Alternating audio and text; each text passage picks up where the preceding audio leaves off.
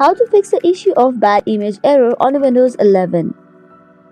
Hello everyone, and let's get started. If you are facing the issue of image bad error or such other message on your screen, here is a tutorial to guide you through the steps to fix it.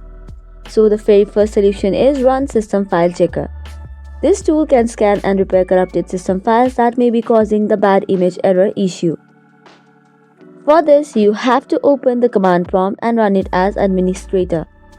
The command that you need to type in is sfc/scan now, which could take a while, so make sure to be patient enough while the system is scanning for any repairing issue. Next up, you can paste in another command which is for DISM, which is Deployment Image Servicing and Management. Just tap in the command that is prompted on the screen and you are good to go. That's it for today's video. For more such contents, do not forget to hit the like and subscribe button. Thank you.